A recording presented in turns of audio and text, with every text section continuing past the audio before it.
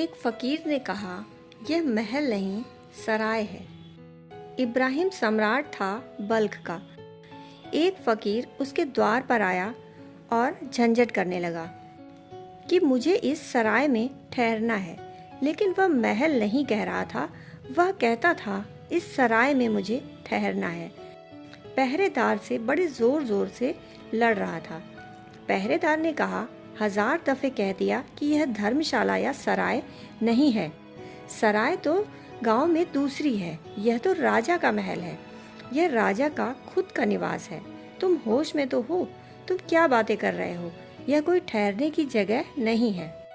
उसने कहा, फिर मैं राजा से मिलना चाहता हूँ, उसे देखना चाहता हूँ। इब्राहिम भीतर से सब सुन रहा था। उस फकीर की आवाज़ में कुछ जादू था, कुछ चोट थी। वह जिस ढंग से कह रहा था, ऐसा नहीं लगता था कि सिर्फ जिद्दी और पागल है। उसके कहने में कुछ रहस्य मालूम होता था।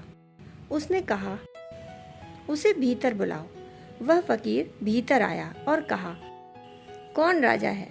इब्राहिम जो सिंहासन पर बैठा था, उसने कहा, हाँ, मैं ही राजा हूँ। यह मेरा ही निवास है और तुम व्यर्थ में पहरेदार से झंझट कर रहे हो। फकीर ने कहा, बड़ी हैरानी की बात है, मैं पहले भी महल में आया था, तब तो एक दूसरा ही आदमी इस सिंहासन पर बैठा था और वह भी यही कहता था। इब्राहिम ने कहा, वे मेरे पिता थे जो कि स्वर्गवासी हो गए।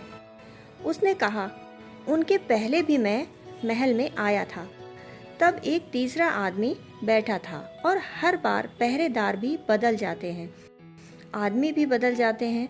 यह मकान वही है। हर बार जब मैं आता हूँ तब यही झंझट है। इब्राहिम ने कहा, वे हमारे पिता के पिता थे, वे भी स्वर्गवासी हो गए। उसने इब्राहिम से पूछा, जब मैं चौथी बार आऊँगा तुम मुझे यहाँ मिलोगे? इस सिंहासन पर कोई और बैठा होगा। इतने लोग यहाँ बदलते जाते हैं, इसीलिए तो मैं कहता हूँ कि यह सराय है, धर्मशाला है। तुम भी थोड़ी देर टिके हो, मेरे टिक जाने में क्या बिगड़ रहा है? सुबह हुई, तुम भी चल पड़ोगे, हम भी चल पड़ेंगे। कहते हैं कि तब इब्राहिम को बोध हुआ। वह सिंहासन से नीचे उतर आया और बोला, तूने मुझे जगा दिया, अब तू रुक, मैं चला। अब यहाँ रुक कर भी क्या करना है? यहाँ से सुबह जाना ही पड़ेगा, इतना समय भी क्यों गंवाना? इब्राहिम ने राजमहल छोड़ दिया।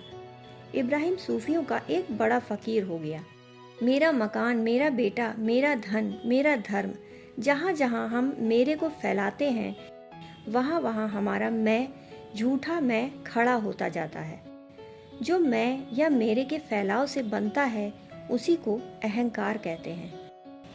और जो मैं सब मेरे के टूट जाने पर बचता है, उसको आत्मा कहते हैं। जब हम कहते हैं यह मेरा मकान है, तो हम यह ना सोचें कि मकान भी कहता है कि तुम मेरे मालिक हो। मकान ऐसी भूल चूक कभी नहीं करेगा। मकान इतने अज्ञानी नहीं है। मकान को कोई मतलब ही नहीं है। अगर मकान को थोड़ा होश होता तो वह हंसता, वह मुस्कुराता हमारी नासमझी पर। वह शायद हमें क्षमा कर देता कि ठीक है, अज्ञानी है तो चलेगा। लेकिन मकान को हमसे कोई लेना देना नहीं। हम नहीं थे तब भी यह मकान बना था, हम नहीं रहेंगे तब भी यह मकान बना रहेगा।